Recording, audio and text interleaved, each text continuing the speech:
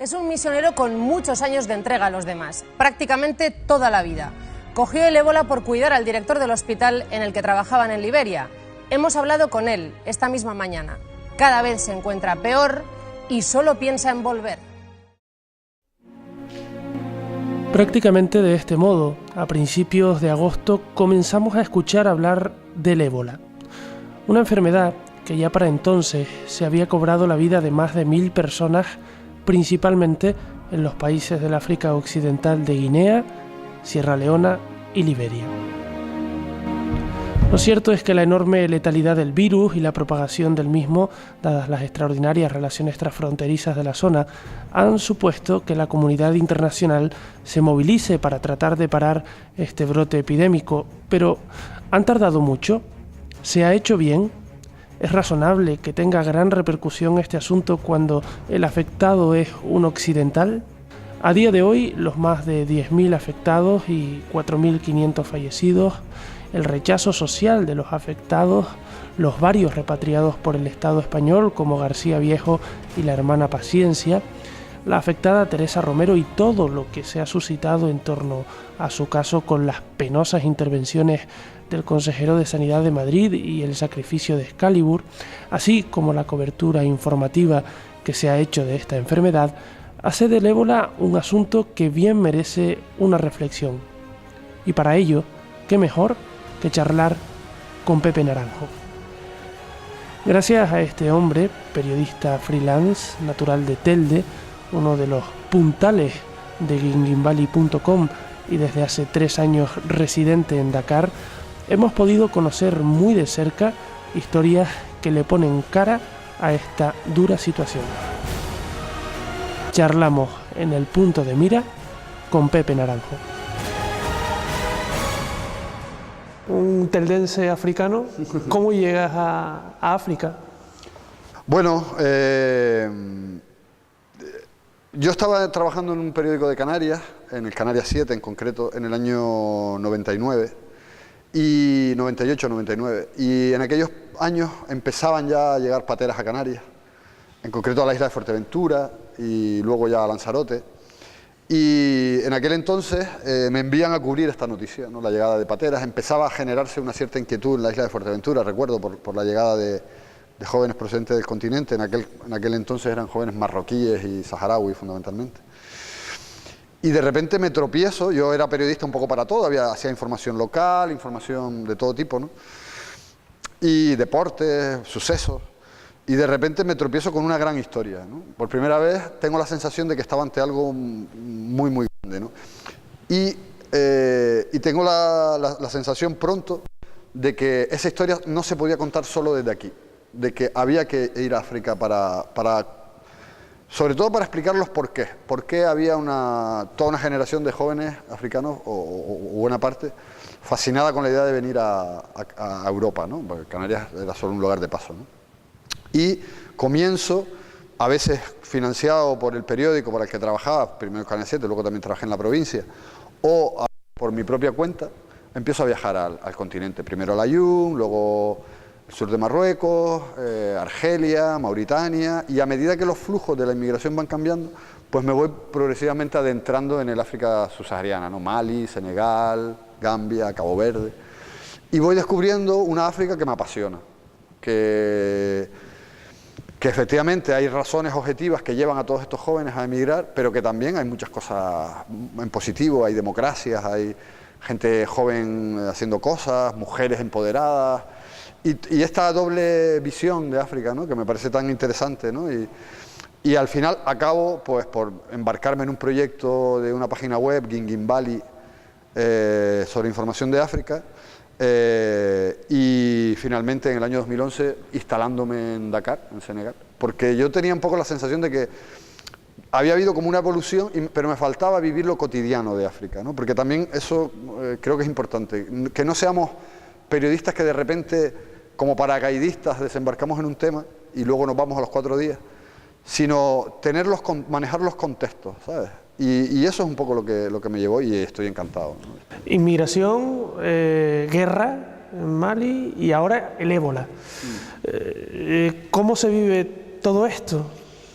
Bueno, pues primero partiendo de la base de que el periodismo es periodismo tanto si lo haces en Agüimes, como si lo haces en Ingenio, como si lo haces en Dakar, o como si lo haces en medio de una crisis de ébola o en medio de una guerra, al final las herramientas básicas son las mismas. O sea, yo soy el mismo periodista, bueno, con más experiencia, ¿no? Ahora, que cuando hacía información de Telde o ahora, al final es contar historias de lo que le pasa a la gente. Esa es la clave.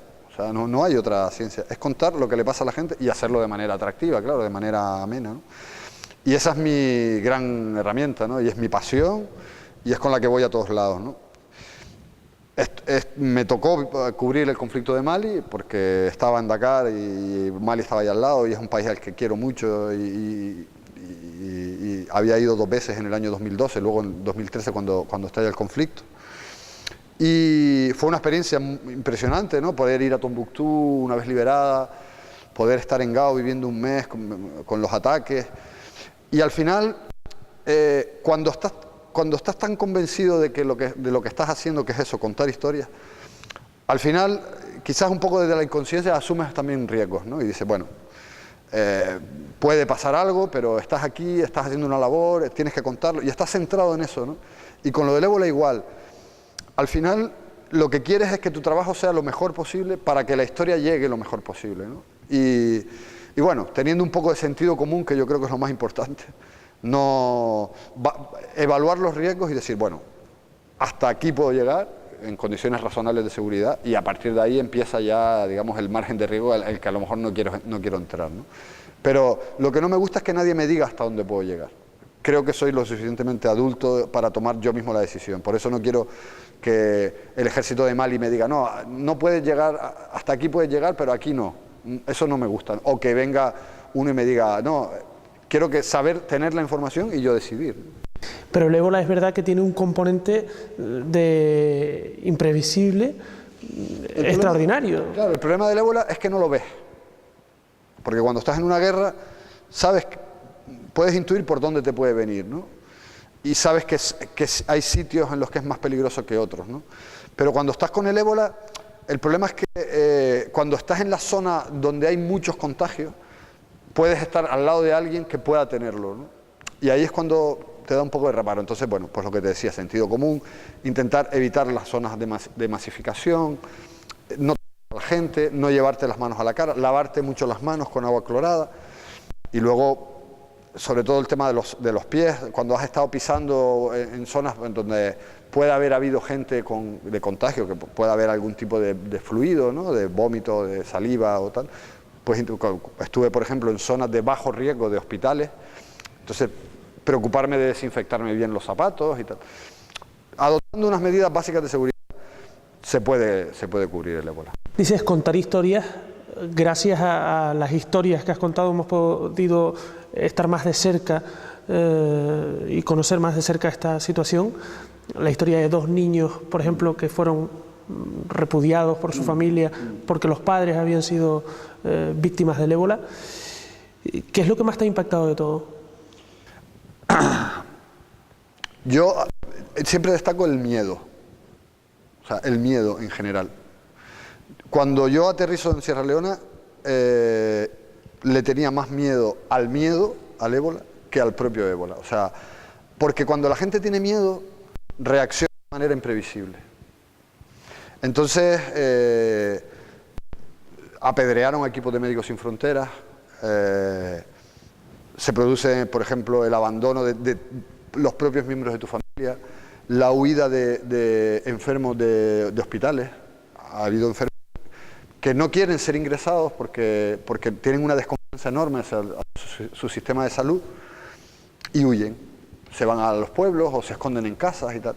Entonces, claro, la gente que está alrededor se pone muy agresiva porque saben que esa persona es una persona que puede contagiarles, ¿no?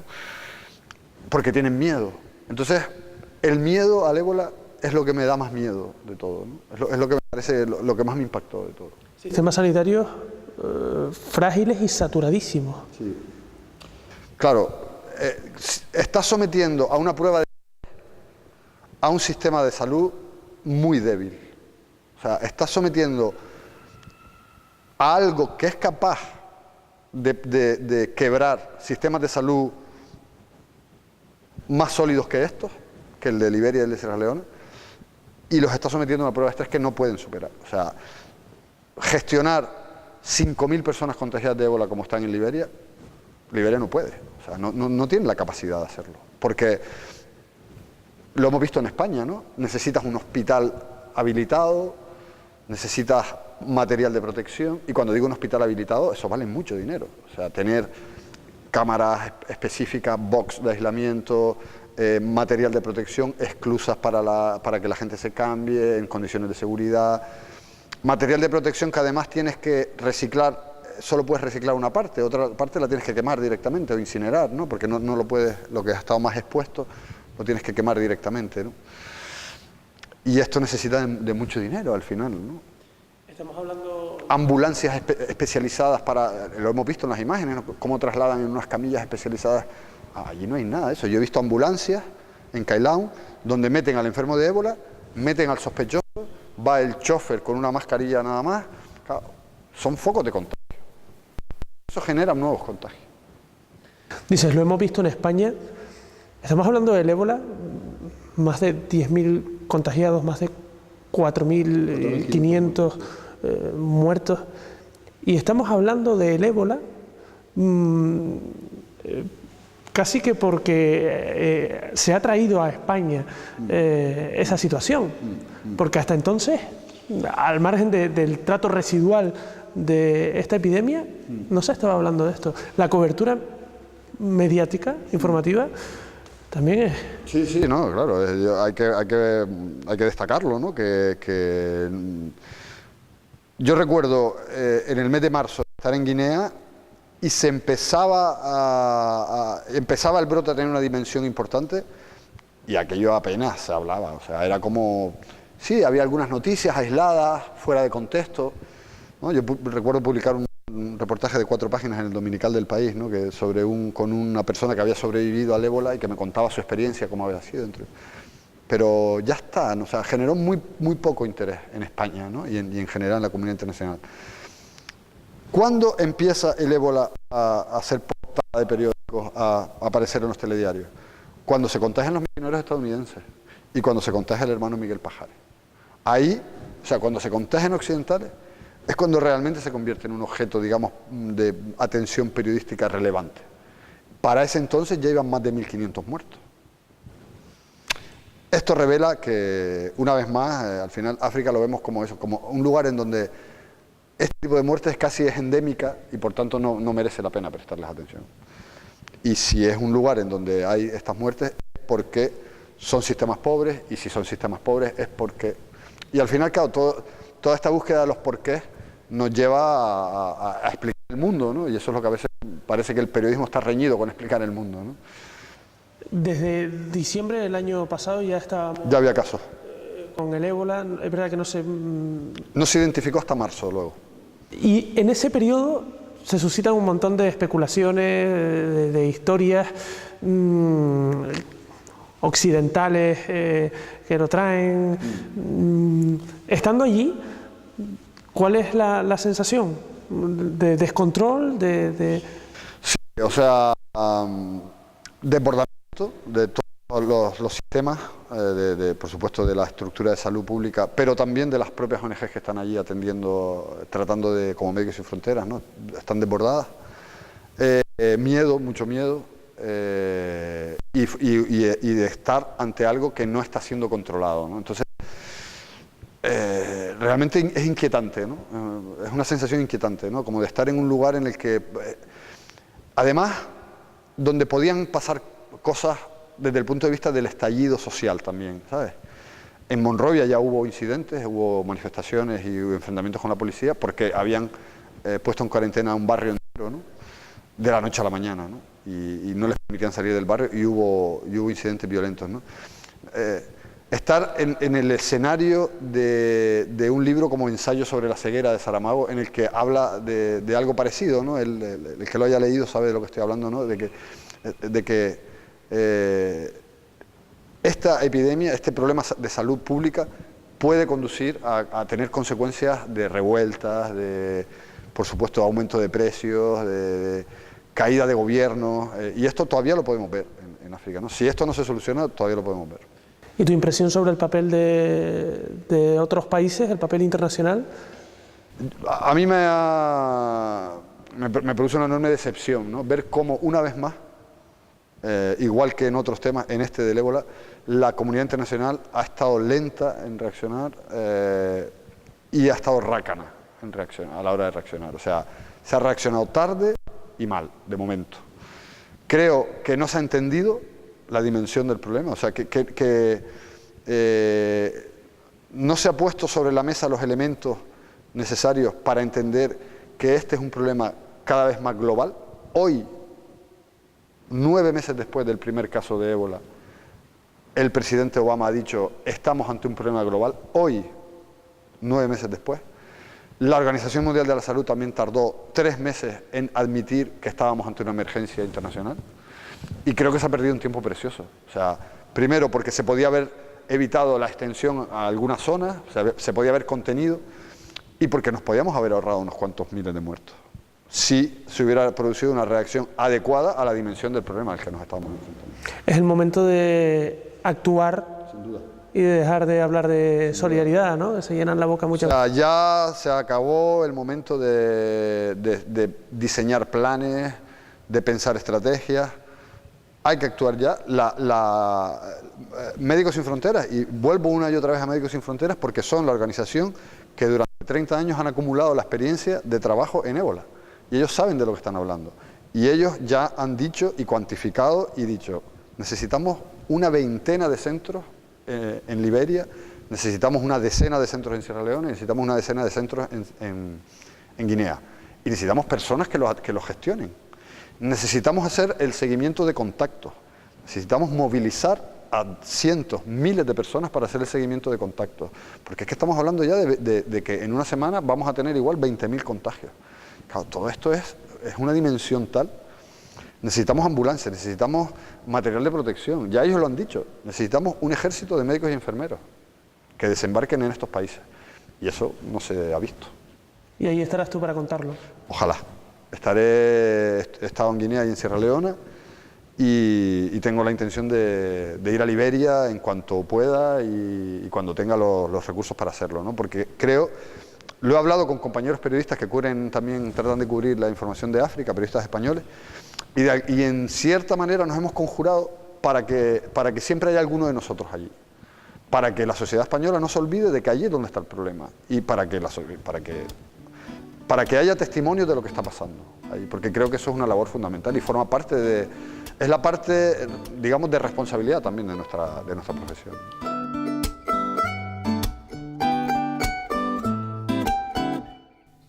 Todos deseamos el fin de esta epidemia.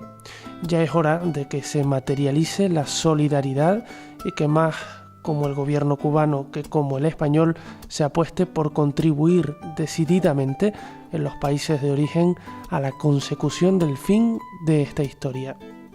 Una historia que nos seguirá contando el bueno de Pepe Naranjo. Para nosotros será un placer seguir conociendo lo que sucede en África de la mano de él, un periodista de raza, un contador de historias.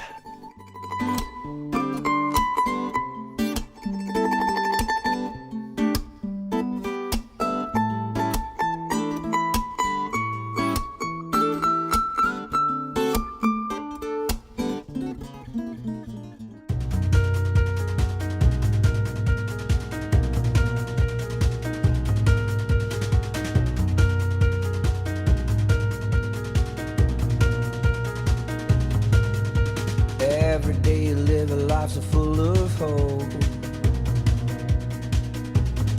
Shouldn't drag your soul around you like a length of rope.